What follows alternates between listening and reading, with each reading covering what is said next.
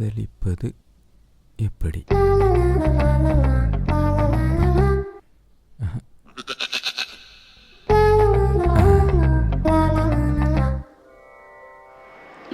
மனைவி என்பவள் ஆண்களின் ஒப்பற்ற வாழ்க்கை துணையால் உங்களுடைய இன்ப துன்பங்களில் பங்கு கொண்டு உங்களின் உடலோடும் உணர்வோடும் கலந்து உங்கள் லௌகீக வாழ்வில் பயணம் கொண்டு உங்களை என்றும் பரிதவிக்க விடா பாதுகாவலராய் இருப்பார். ஆமாமா, கரெக்ட் கரெக்ட். அப்படிப்பட்ட வாழ்க்கை துணையை, அதாவது உங்களுடைய மனைவியை காதலிக்க கூட தெரியாத உனக்குலாம் அதுக்கடா கல்யாணம், கழுத்துல கொட்டையை மாட்டிட்டு காசி ராமேஸ்வரன் போக வேண்டியதானே? காசி ராமேஸ்வரமா? ஆமாண்டா, இன்டர்நெட்ல எதெல்லாம் சர்ச் பண்ண ஒரு அறிவில்ல. ராஜு, சொல்லுங்க. கொஞ்சம் வெஜிடபிள்ஸ் வாங்க போணும். போயிட்டு வாங்க. டேய் அறிவு கொழுந்தே, உன் கூட தான் நான் வெளியே போகணும்னு கூப்பிடுறா. மூடிட்டு போடா. லேப்டாப்பை மூடிட்டு போடா.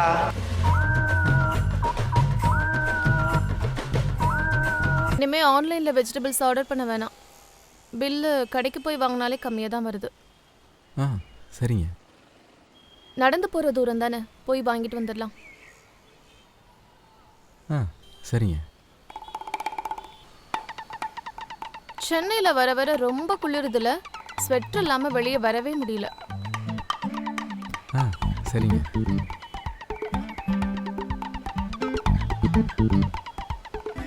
யோ, உன்கிட்ட பேசிட்டு நடந்து வரணும் தான் நான் கூட கூப்பிட்டு வந்தேன். சாரி, நான் வேற எதுவும் ஞாபகத்தில். உடனே சாரி சொல்றத ஃபர்ஸ்ட் ஸ்டாப் பண்ணுங்க. சாரி, இனிமே சொல்ல மாட்டேன். இதுக்கும் சாரி விளங்கும். உங்களுக்கு என்ன தாங்க பிரச்சனை? என்னோட பாஸ்ட் லைஃப் இன்னும் மனசுல வச்சு இப்படி பிஹேவ் பண்றீங்களா? அப்படிலாம் சொல்லுங்க. அப்ப என் முகத்தை பார்த்து பேசுறதுக்கு உங்களுக்கு என்ன ப்ராப்ளம்?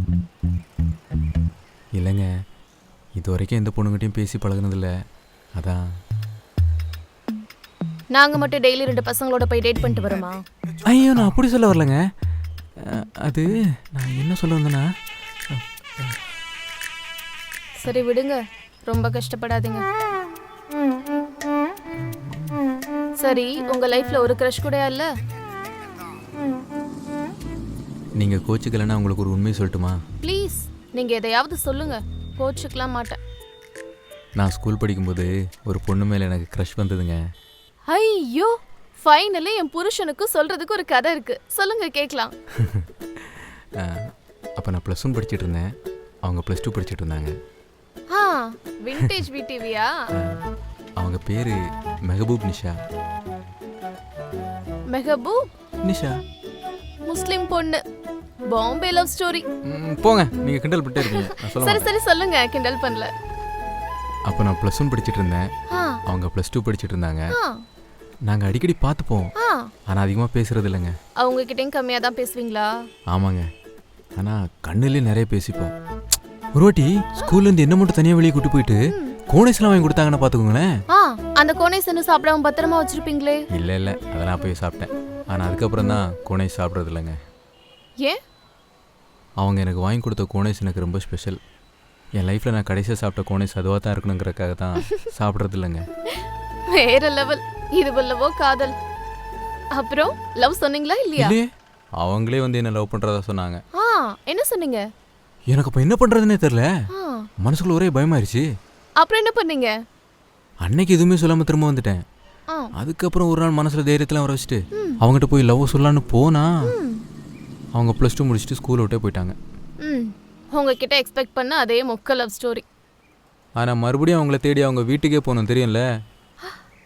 இது உங்ககிட்ட நான் எக்ஸ்பெக்ட் பண்ணலையே. உங்க க்ரஷை பார்த்தீங்களா, பேசுனீங்களா? இல்லையே, அவங்களுக்கு கல்யாணம் ஆயிடுச்சுங்க.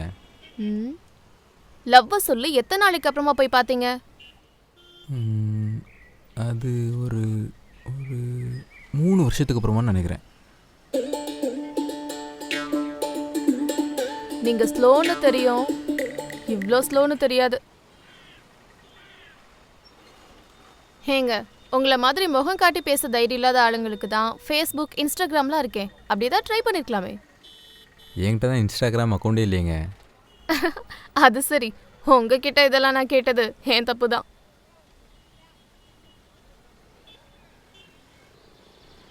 ஏங்க, நீங்கள் இன்ஸ்டாகிராம் யூஸ் பண்ணுறீங்களா? யூஸ் பண்றேனே. உங்கள் அக்கௌண்ட் என்ன? ஆதநாத தலசு ஃபைல்.